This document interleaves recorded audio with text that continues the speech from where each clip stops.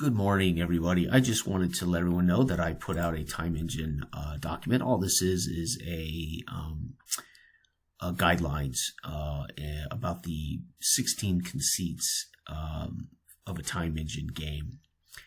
And so it's just a simple document. Again, I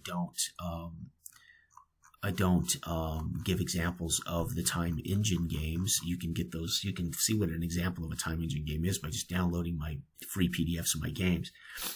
But it does kind of highlight the concept. What is a time engine game and the 16 conceits that I abide by when I create time games, and that I hope that people who also are trying to be consistent with the concepts are pretty much adhering to.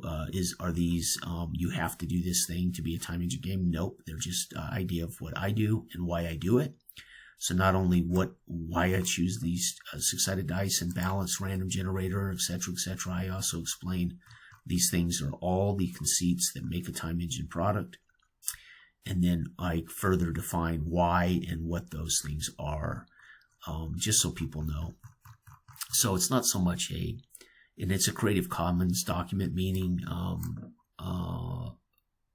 obviously I have no problem with people, Christopher making roller derby time and alpine skiing time and chess time, and Andy making chess time plus, and Kieran,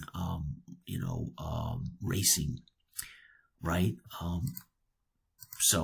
But if you're going to use the time name, which I do own, I own the time brand, and I own my own name.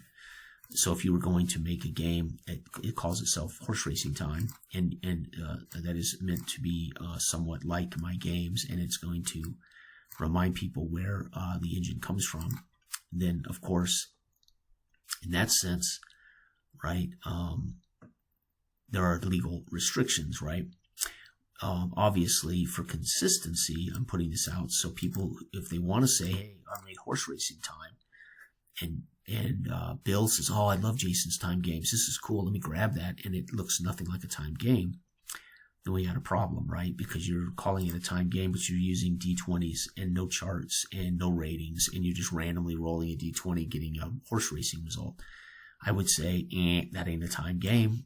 Remove my time name from the book, right? So it's just saying, hey, there are certain guidelines and certain conceits that I use that would consider it a time game, right?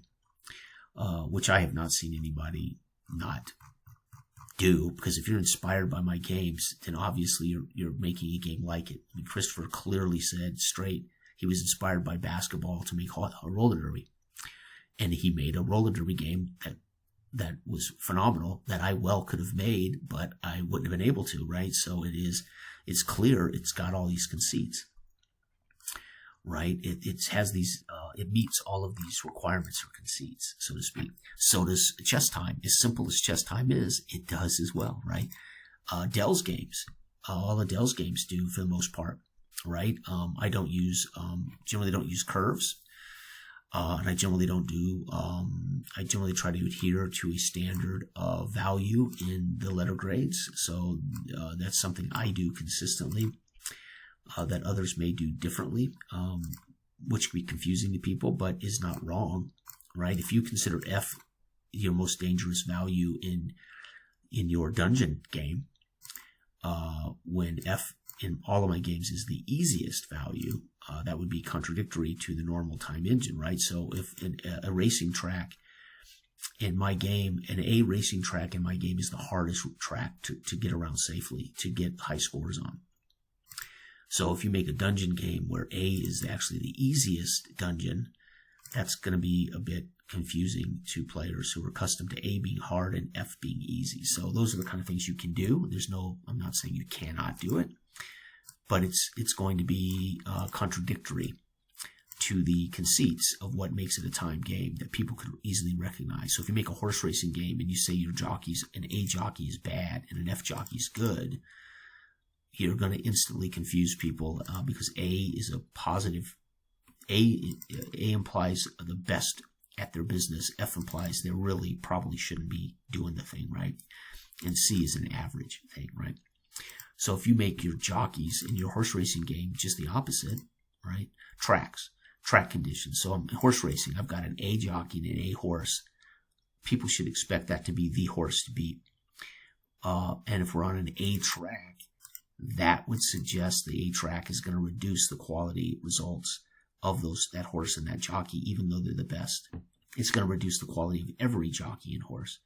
But if it's an F track, we got a fast track. Everybody should be able to score their best possible results. If you're a bad jockey and a bad horse, you're still going to score poorly, but it's going to be easier to get a really good race out of that F track, because it's a let's say it's a hardtack track that has no weather conditions, right? It would be a fast track, so to speak.